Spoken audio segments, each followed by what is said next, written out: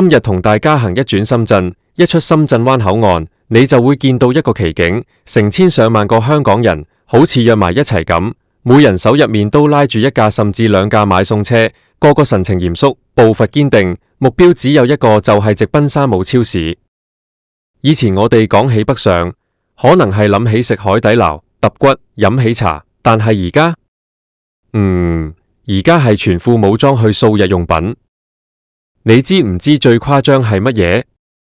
一隻喺深圳山姆賣15蚊人民幣嘅洗潔精，居然可以引發全香港人好似暴走咁樣湧上去搶。有朋友同我講，佢喺香港買開嗰隻洗潔精，一支細細隻都要30幾40蚊港幣，而家喺深圳用15蚊就買到一大桶，仲要可以用足大半年。你話香港人點會唔瘋狂？結果就係深圳呢邊人山人海，而香港本地嘅超市呢鋪真係輸到攞命，全線面臨港人撤退嘅大危機。今日我就帶大家現場直擊深圳山姆嘅震撼畫面。一踏入去，真係以為自己返咗香港，因為身邊全部都係講廣東話嘅同胞，大家推住架巨型買餸車，好似打仗咁，一箱箱嘢食，一袋袋日用品咁往車入面載。除咗啱啱提到嗰隻15蚊嘅神級洗潔精之外，仲有20零蚊嘅超大包紙巾，30幾蚊嘅一大盒牛角包，甚至連幾十蚊嘅熟食烤雞，都俾香港人搶到要排長龍。大家一邊搶，一邊喺度計數，話呢度買一件，香港可以買3件，簡直係執到寶咁款。呢種瘋狂嘅程度，真係近年少見。其實呢一波山姆效應或者講北上買餸潮，影響嘅絕對唔單止係幾間大型連鎖超市咁簡單，佢係成個香港民生消費生態鏈嘅一場大地震。我哋行多兩步，去到深圳山姆嘅冷凍食品區同埋新鮮蔬果區睇下，你就會明白點解香港嘅傳統街市、凍肉鋪，甚至係麵包店，而家都一齊叫晒救命。喺山姆嘅現場，我見到好多香港人圍住個冷藏櫃，一箱箱咁搬緊啲美國 Prime 級牛肉、澳洲和牛，仲有成隻嘅原隻金枕頭榴蓮。有位阿叔一邊搬，一邊好興奮咁同身邊嘅朋友講：喂，呢盒安格斯牛扒喺香港求其一間精品超市買，無200-300蚊你落唔到莊啊！呢度計返港幣都唔使110蚊，仲要厚切，夠我哋一家4口食2餐。唔買真係對唔住自己。你睇下，以前香港人上深圳係貪平，買嘅可能係一啲低端嘅生活用品，但係而家大家追求嘅係高性價比嘅精緻生活。人哋用緊同等甚至更低嘅價錢，賣緊更高質素嘅嘢，呢點先至最攞命。當呢啲高質素又便宜嘅食材源源不絕咁被運返香港，香港本地嘅傳統超級市場而家正面對緊一個點樣嘅冰河時期？如果你最近有留意，一到週末或者公眾假期，香港嘅大型連鎖超市甚至係街市都冷清到一個點。以前每逢禮拜六、禮拜日，香港嘅超市實係人頭湧湧，大家推住架車仔買定一條星期嘅糧油雜貨，收銀處排隊排到出門口。但係而家呢？你行入去，除咗一啲行企嘅老人家，或者急需買1-2樣嘢補給嘅街坊之外，成間超市空落落。好多貨架上嘅嘢食同日用品放得整整齊齊，但係偏偏就無人問津。香港本地嘅凍肉店同街市檔口同樣首當其衝。以前去街市斬嚿豬肉，買2條魚，雖然話貴，但大家求新鮮，求方便。而家呢？好多家庭主婦，甚至係一啲退休嘅公公婆婆，佢哋星期六日上一次深圳，買定2大袋急凍雞翼、豬扒、魚柳，返到屋企分好一份份塞入雪櫃，就已經夠全屋人食足2個星期。香港街市啲檔主以前最自豪嘅就係日日新鮮，但當面對市民要荷包穩陣嘅現實需求時，呢個優勢瞬間就被瓦解。好多街市檔口到咗下晝4-5點，本來應該係師奶買餸嘅黃金時間，而家竟然冷清到拍烏蠅，檔主唯有大聲嗌減價，但都無補於事，因為啲客根本就唔喺香港。再講講啲烘焙麵包店，大家去山姆實會見到每架買餸車入面一定有一兩盒超大盒嘅牛角包、瑞士卷或者係千層蛋糕。呢啲西餅糕點喺山姆賣30幾40蚊人民幣，入面有成打，平均一粒都係3、4蚊。反到香港呢，隨便行入一間地鐵站嘅連鎖麵包店，一粒普通嘅牛角包都要賣到16、7蚊。如果係去啲新開嘅日式或者法式麵包店，更加要成20幾、30蚊一粒。兩者嘅價格相差咗成5、6倍。好多香港街坊話，雖然山姆嘅份量大，一時間食唔晒，但係買返屋企放入冰格，食嘅時候用焗爐或者氣炸鍋叮一叮，口感一樣咁好，完全可以當成1、2個星期嘅早餐。喺咁樣嘅衝擊之下，香港街頭啲小本經營嘅街坊麵包店，甚至係大型西餅連鎖店，生意額都錄得雙位數嘅跌幅。呢個現象背後，其實反映出一個好殘酷嘅現實，香港人真係全線撤退緊，將佢哋嘅消費力毫無保留咁轉移咗去內地。呢個唔係一朝一夕嘅事，而係累積落嚟嘅結果。你想想，香港近年嘅租金、人工成本一直高企，導致超市入面嘅貨品價格年年都加。以前大家冇得揀，唯有硬食。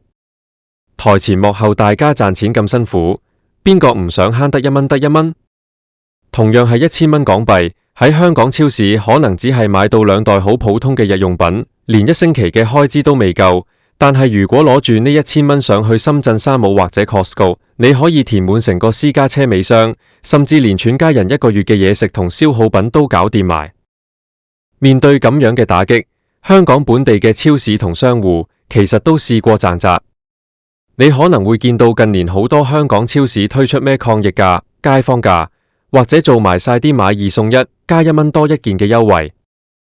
但係講真，呢啲小恩小惠喺深圳嘅絕對低價面前，簡直就係杯水車薪。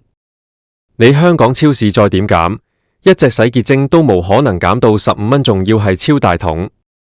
有啲超市開始引入更多日本、韓國或者歐洲嘅獨家品牌，想行精品化路線，同內地嘅平價大包裝作出區隔。佢哋嘅諗法係，既然我俾唔到你最平嘅價錢，我就提供一啲喺內地買唔到嘅高質素外國貨。但係呢招其實只對一小部分高收入階層有用，對於佔大多數嘅普羅大眾來講，日用品呢啲嘢最緊要係消耗得快，用得經濟。一隻洗潔精最緊要係去油能力強，份量夠。邊個會真係特登花幾倍價錢去買一支所謂歐洲原裝進口有機草本嘅洗潔精？當經濟前景不明朗，大家對未來收入預期轉趨審慎嘅時候，精品化策略好容易就變成咗離地嘅自欺。又有啲香港超市開始學內地玩大包裝、玩家庭裝。你行入去會見到佢哋都擺咗一啲特大號嘅沐浴露或者幾包裝嘅即食麵，上面寫住震撼價或者批發裝。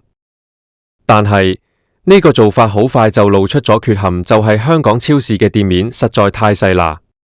香港寸金尺土，一間超市嘅面積可能只得山姆嘅1%。佢有咁多貨架去擺咁多巨型包裝嘅貨品？如果擺多2箱特大紙巾，成條通道就會被塞死，連推車都行唔過。而且香港超市嘅後勤倉庫同樣細得可憐，根本做不到好似倉儲式超市咁樣前店後倉高效運轉。所以呢種形似神不似嘅模仿，最終只係東施效，根本吸引唔到精明嘅香港消費者。更何況香港超市嘅營運模式太過僵化，背後仲有成個商業地產嘅結構性死結。香港嘅鋪租之貴，全世界聞名。一間超市賺返嚟嘅錢，好大一部分其實唔係落入老細或者員工嘅袋度，而係變成了高昂嘅租金，進貢咗俾地產商。而內地呢？好似山姆、Costco 呢類超市，人哋好多時係同地方政府合作，以極低嘅地價，甚至係一啲稅收優惠去攞地建鋪。土地成本低，加上人哋背靠成個中國強大嘅製造業供應鏈，中間省去咗無數嘅進口關稅、長途海運費同埋多層批發商嘅抽成，自然可以將價格壓到最低。呢種成本結構上嘅天壤之別，注定咗香港超市喺價格戰上面從一開始就係綁住雙手同人哋打，點樣可能有贏嘅機會？我聽過一位喺香港大型連鎖超市做咗10幾年採購經理嘅朋友大吐苦水。佢話：你估我哋唔知山姆啲嘢平咩？我哋都想壓低個入貨價，但係我哋一攞貨，供應商就話香港市場得咁大，你一年先食得幾多箱貨？人哋內地山姆一落單，係成百間分店一齊分，個採購量係我哋嘅1000倍甚至萬倍。人哋攞到嘅係廠家直銷嘅底價，我哋攞到嘅可能已經係轉咗幾手嘅批發價，再加上我哋要計埋香港嘅貨倉租金、貨車司機嘅人工，每一樣都係成本。如果我隻洗潔精賣15蚊，我哋真係連運費都蝕埋，直接要破產。規模效應嘅完全碾壓，直接導致咗一個惡性循環。香港超市因為無人買嘢，生意額大跌，但係固定嘅鋪租、電費同埋人工1分錢都無少到。為咗維持利潤，佢哋唯有繼續將部分貨品加價，或者減少人手，縮減分店規模。而當服務變差、貨品變貴嘅時候，香港人就更加唔想喺度消費，全線撤退嘅步伐就更加快。而家行喺香港嘅街頭，你會發現好多開咗10幾20年嘅老牌超市或者連鎖店分店，都陸陸續續貼出租約期滿或者光榮結業嘅告示。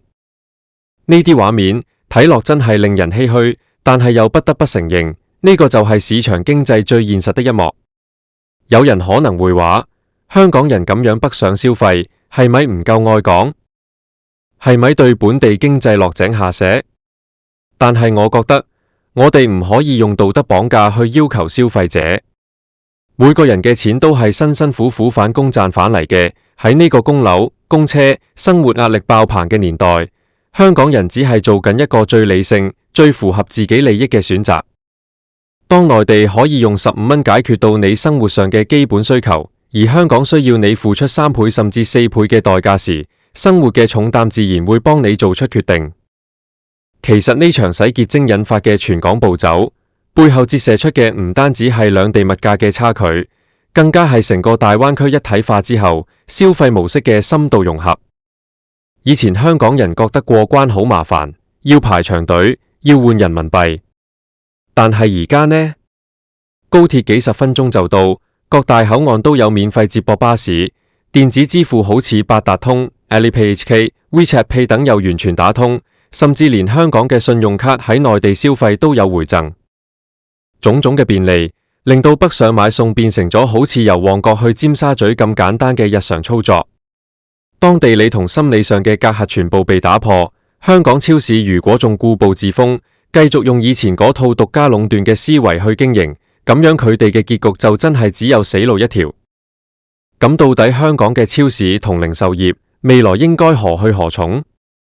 係咪真係要眼睜睜睇住自己全線崩盤，直到最後一間分店結業為止？我覺得置之死地而後生，香港超市呢鋪輸到攞命，反而係一個迫使佢哋徹底打破壟斷、進行內部大改革嘅黃金契機。首先，香港超市一定要放低身段，真正行入群眾，去了解依家市民嘅痛點。既然喺價格上無可能做到同內地一模一樣咁平，咁就要喺便利同服務呢2個字上面做到極致。例如，可唔可以大力發展真係好用、便利嘅網上購物平台？依家好多香港超市嘅網店個界面設計得非常難用，搜尋功能差，而且送貨時間成日要等幾日，仲要買滿幾百蚊先免運費。如果香港超市可以做到，只要市民收工前落單，2個鐘頭之內，甚至係你踏入家門口嘅一刻，貨品就已經送到，而且無低消免運費，咁樣市民為咗省時省力，依然會願意留喺本地消費。